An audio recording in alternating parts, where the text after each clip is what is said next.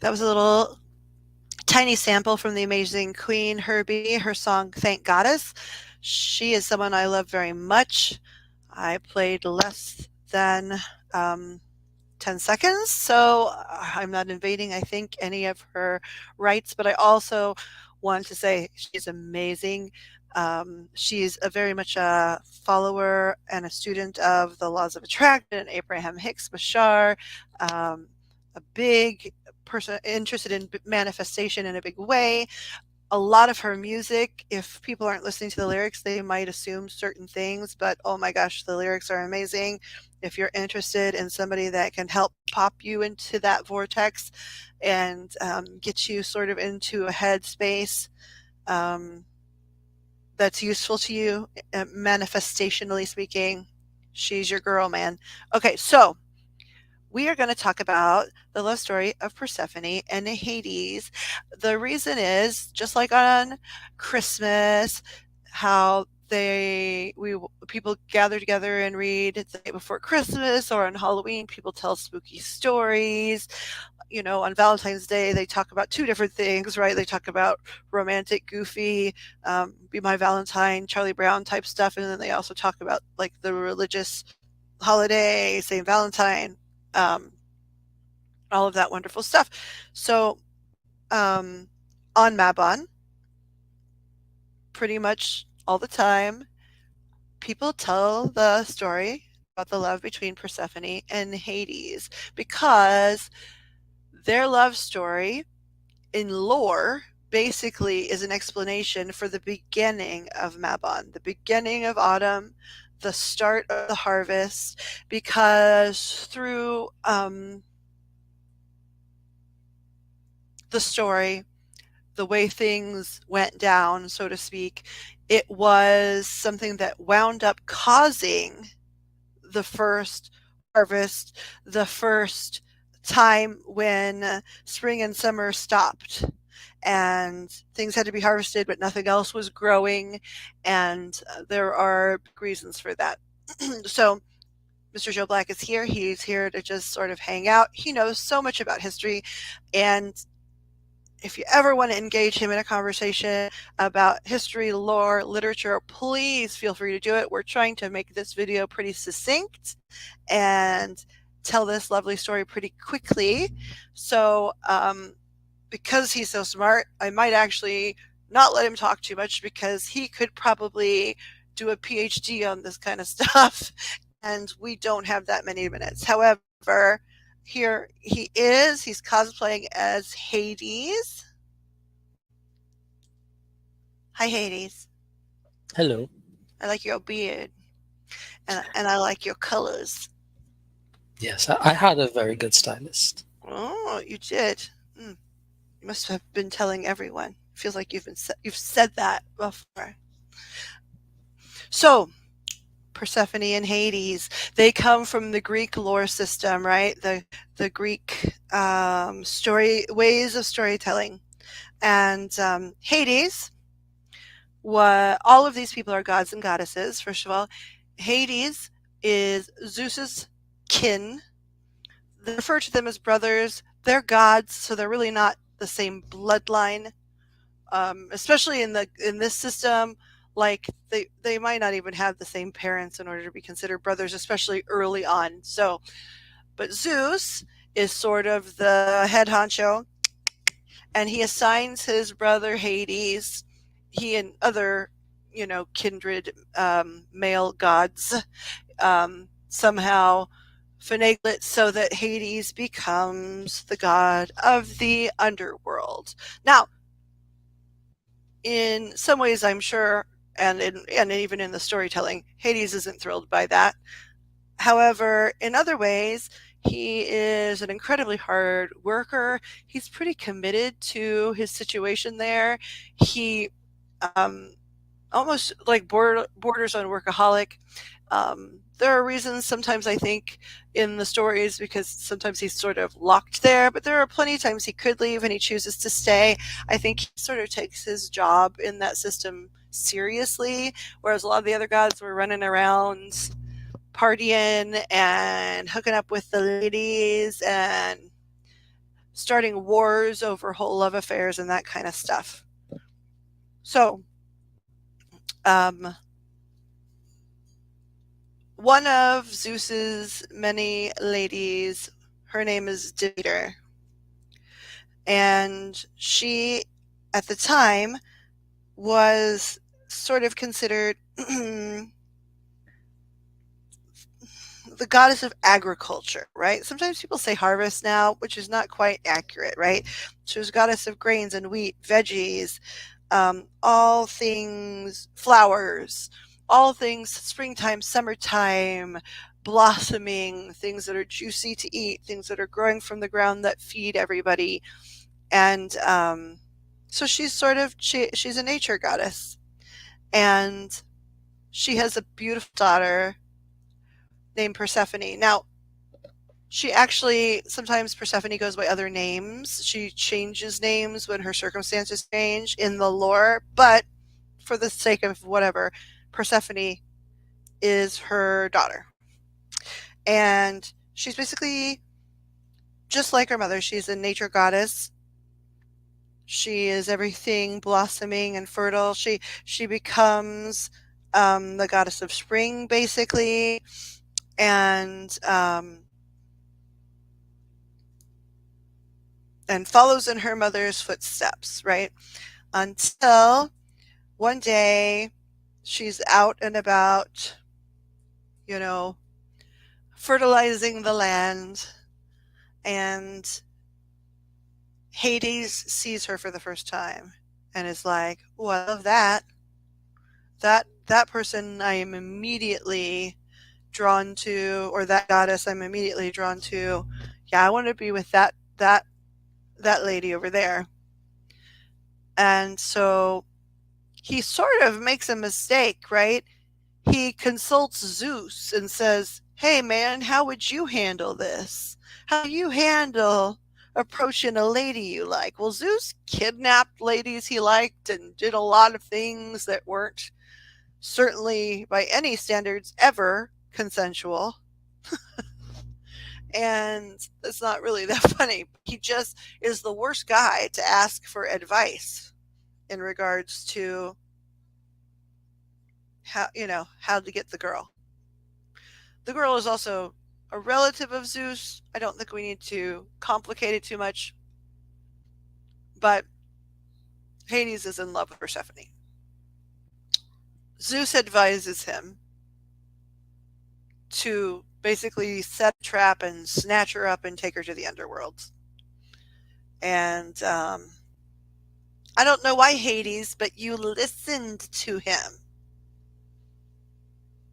I guess when you like a girl, you might listen to your dumbass brother sometimes. It happens. So Remember, he's a workaholic, and HR isn't really his thing, right? yeah, right. So I mean, he that does. I mean, I agree with you. It makes sense to me why he approaches the wrong guy to ask for, how to pick up chicks, right? How to win friends and influence people, right? He asked the wrong guy because you're right, he's busy focusing on his work. He's not really completely aware of what's going on up there. He doesn't know how to approach her, and he thinks she's just the most amazing thing that he's ever laid eyes on. And he can't really leave work, both based on the assignment that his ratty um, family gave him, but also he's committed once he's there too, right? Wonder if he's a Virgo. But anyway, uh, he takes Zeus's advice and he sets up a trap. The earth opens and it swallows Persephone. Now, there are parts of the story sometimes where people say she saw him too the first time they encountered each other, and she was not afraid like people, try to try to spin the story. She was fascinated pretty immediately. They were nearly opposites, right? Goddess of spring, lord of the underworld. That's some pretty different contrasting energy. And yeah, so he traps her and takes her into the underworld. Now, I'm sure she like really didn't love the approach. she she wasn't maybe the biggest fan of the approach, but you know, when people really dig around in the story, they find that pretty quickly she finds him to be a hard worker, to be compassionate and also passionate about what he does in the Greek system, what he does for a living, right?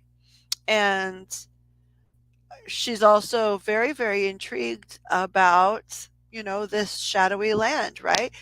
Here he is. He's representing her shadow side. She went around being the equivalent of springtime and flowers, and this is her first time gazing at the shadows. And unlike most people, she's not afraid. For if she was, it wasn't for very long. She immediately sees that she has purpose there. She did They talk quite a bit about how Demeter loved her daughter a great deal, but like modern day terms, helicopter mom, right? And didn't give Persephone many of her own choices. It was like, mom is this type of goddess, daughter is this type of goddess. Mom explores this, daughter explores this. If mom doesn't do it, daughter can't. And and so she's been really restricted in a lot of ways. And when she goes to the underworld, those limitations are eliminated.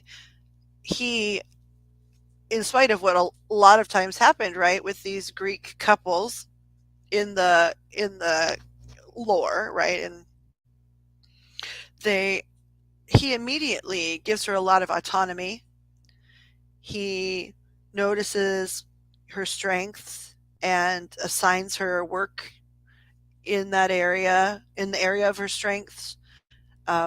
Enjoys watching her work. They find a great way to collaborate, and they started having a pretty good time there.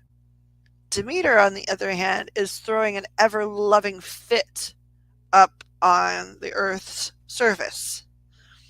She is infuriated that her daughter's been kidnapped. Granted, I think she didn't get a letter either that said, "Hey, mom, I'm chill. It's fine." So she's freaking out. Her daughter's been taken and by the god of the underworld, and she doesn't like it very much. Now, um, so what happens is Demeter, this fertility of the earth goddess, becomes infuriated, and she sort of turns into um, a person, an embodiment of a cold snap, right? She suddenly the earth, is experiencing for the first time autumn and the equinox and the end of that cycle of spring and summer, fertility and growth, because the woman in charge of that is ticked off and her fury is ice cold. So this is the origin of autumn and the equinox. And so while they're down, in the underworld, really falling in love and collaborating, Demeter's tearing the surface of the earth apart looking for her daughter. And because she can't go to the underworld based on the type of goddess she is. I don't remember. I don't, do you Hades, do you remember, is it because she just wasn't allowed access, or was it because her energy or something was endangered there? I don't quite remember. I'm not too sure myself, but I know she approached Zeus. She didn't go into the underworld on her own. No, oh no, she doesn't. She gets assigned a helper, Hecate or Hecate, People Yeah. say it two different ways. I looked it up. um, Hecate was the goddess of magic, witchcraft, nighttime, the moon, ghosts, necromancy, right? Um, and she she sort of gets assigned by Zeus to be an assistant, but she sort of volunteers as well. She can go into these spaces and go into the dark and see through the darkness in a way that Demeter can't. And so Hecate helps her in her, um, I don't know, absolute tear across the Earth's surface to get to her daughter, right? And so Hecate gains access to the underworld. I don't remember how, but somehow Demeter is able to go with her and, um, or at least get close enough. I cannot remember if Hecate is like the messenger or if Demeter busts in there. Regardless, Demeter is close enough, right, that her daughter can hear and feel the fury, like in the form of like earthquakes and and sound angry sounds and things and like volcanic things, all kinds of things happen. When gods and goddesses, no matter what system they're from, get mad, right? The earth quakes and cracks apart and lava spills from everywhere. They're very passionate. It's like telenovela. And so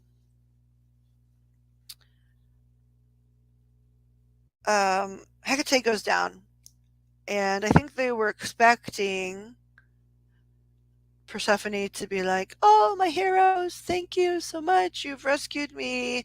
And she's sort of more like, Mom, like, I don't want to go with you. I'm here with my boyfriend. And, like, I love him and stuff, and I'm happy, and he doesn't boss me around like you do. And he likes me too, and, like, we're working well together and stuff. And her mother's horrified because how can she, be in any kind of peaceful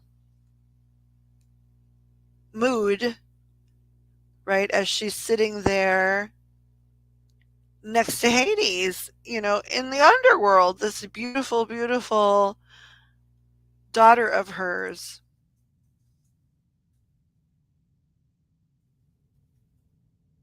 you know. So Demeter gets angrier and angrier, and I think, initially they're trying very hard to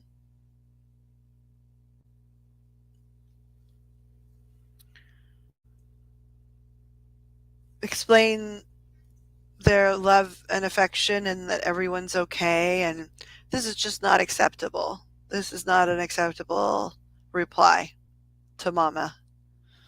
And so she begins to win the argument, right? And Demeter, I mean, begins to win the argument, and Yeah, Persephone's she like, she calls the manager, you know. she Karens out. She does. She does. She calls Zeus, and he then comes and he doesn't. He says, "No, you do. You should go with your mama." And it's like, wait a second, what? Zeus is so confusing. He helped Hades set this trap. He's just like never willing to take any kind of accountability for anything ever, ever, ever. That guy. He could be a tech CEO. I was thinking of politics, but hey, you know what? It's It's similar, right? There are similarities. So, yeah. So you're right. She calls the manager, and he shows up. And he says, "Hi, my name is Zeus. I am the manager of the known universe, and you have gone back into an employee area where you are not allowed to be, Persephone. You need to be leaving now." I'm sure Hades had to feel like, what the heck? You know, it's not, this is not just, a passing fancy. I love this person. We've been here in the underworld for around 6 months together. Things were changing positively in the storylines for the underworld and the way things worked, and and the happiness in the employees there and the souls that were there and all this stuff. Zeus knew all that. He just was not going to stand up to Demeter because she was on a tear and just didn't care, I guess, who he backstabbed,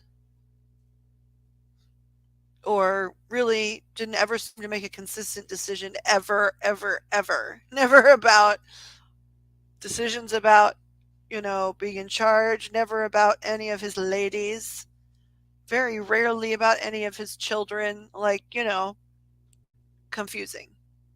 So, what then happens though is, they have to concede, right?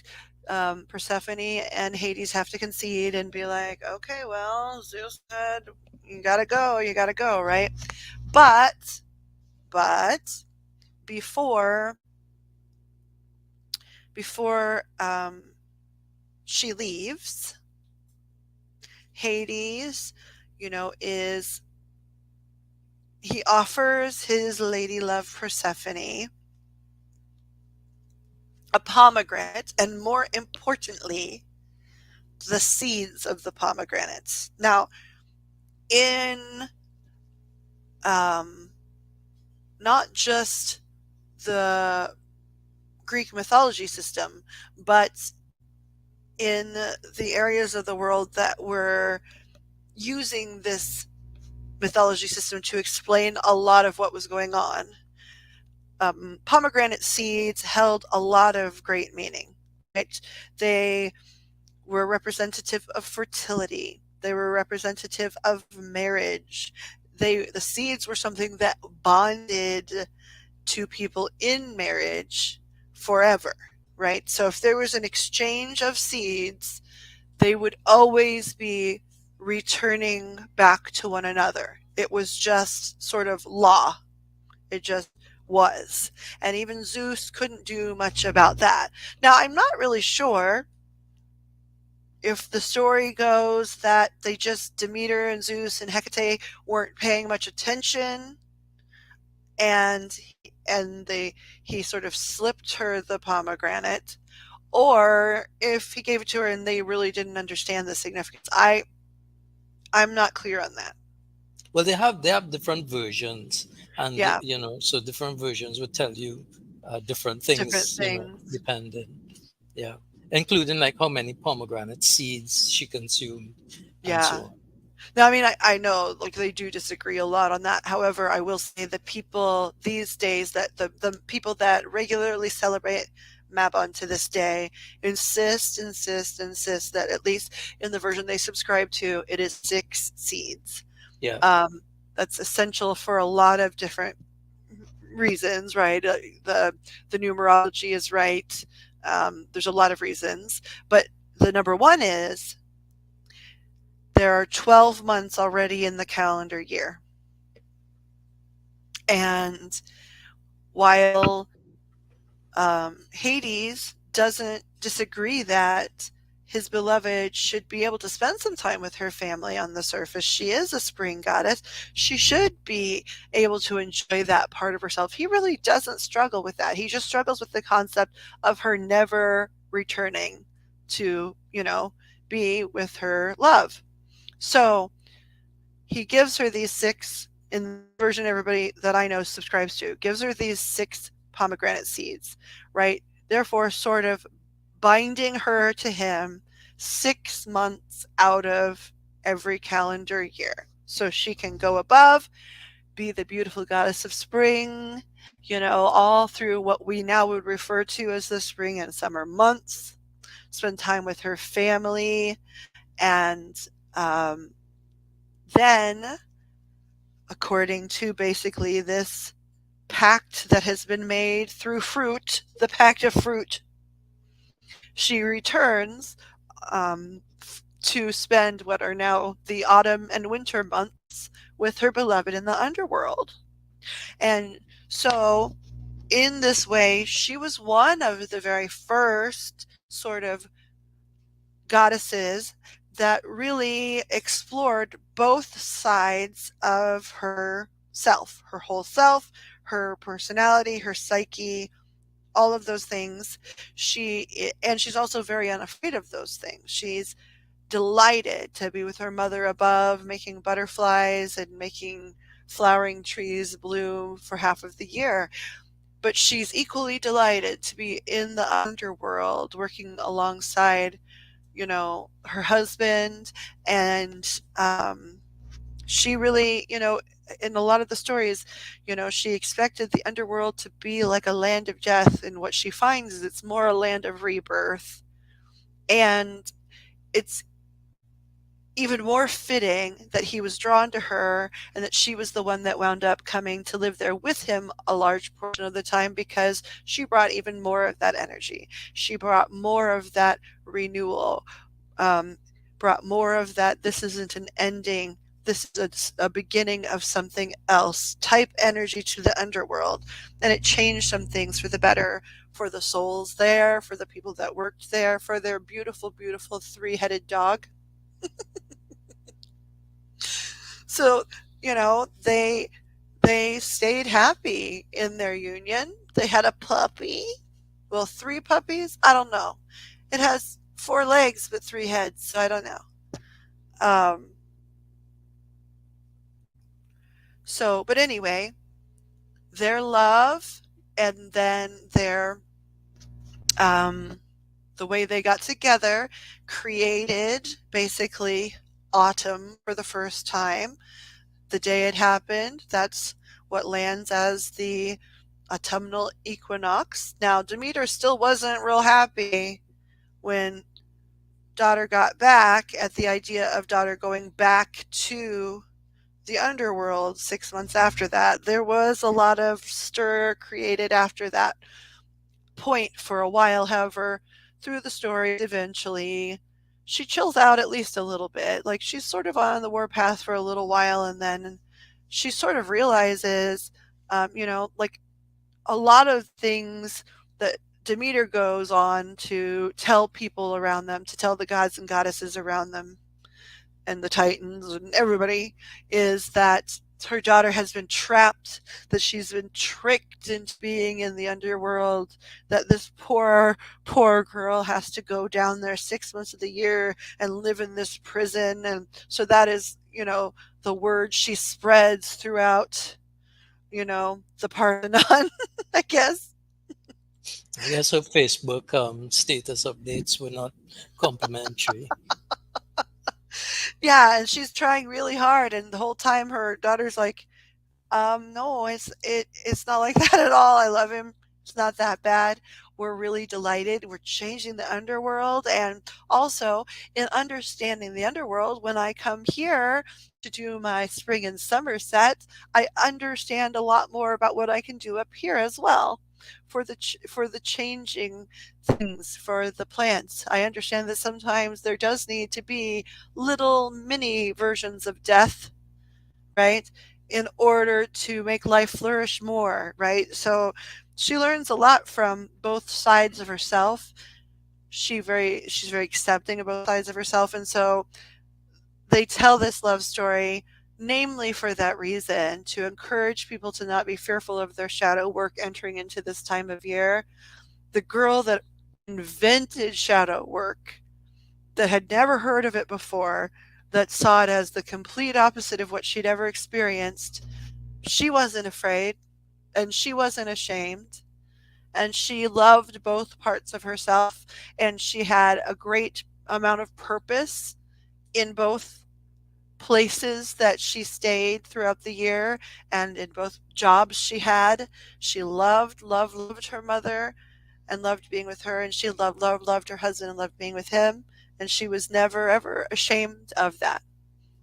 She became a queen of a whole realm, whereas originally she was going to be one of the lovely goddesses, tripping around the flowers and the butterflies. No, she became a queen of a whole realm. And as far as I know, they're still in the underworld today, kicking it, 6 months of the year, having a great time. And I think probably they have the only dog in history that doesn't have to be microchipped because everybody knows who it belongs to. He's a very good guard dog too. Did I miss anything? Now that you're here and now that I've gotten my dumb brain like actually managed to vacate of the most important things for me to say. What have you to add? Do you have things to add? What did I miss? No, I think you got the essential bits down, and it's a very cohesive story. I'm good.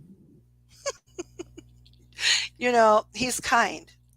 That's why he's cosplaying as Hades and I'm Persephone now. He's like, hey, dumb bunny, it's okay. You got most of it.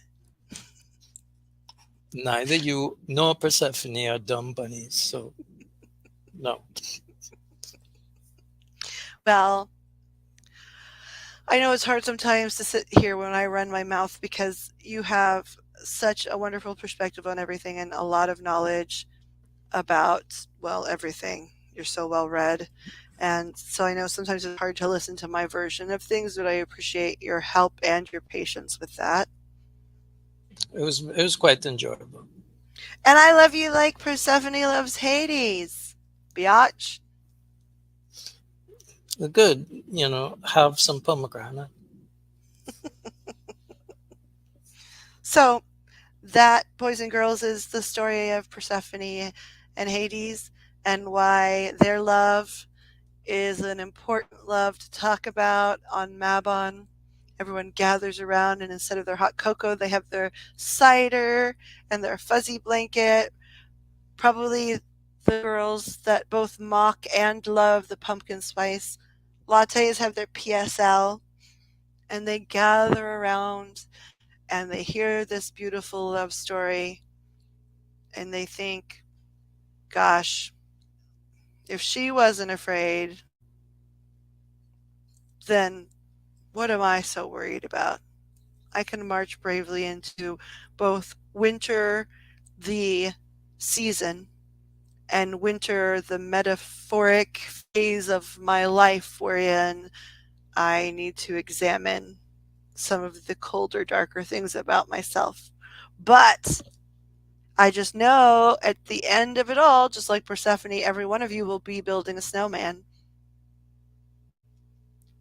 Everybody will be like, do you want to build a snowman? Ride our bikes along the hall. I thought shadow work was really hard, but it's not. Let's play in the yard and have a ball. All right, I'm going to kill it. I'm going to kill it. I'm going to kill it. You're Thank you, gonna Hades. send it to the underworld. I'm going to send it to the underworld, and Hades and Persephone can do the editing. Sounds good. I'll talk to you soon, Hades. Bye.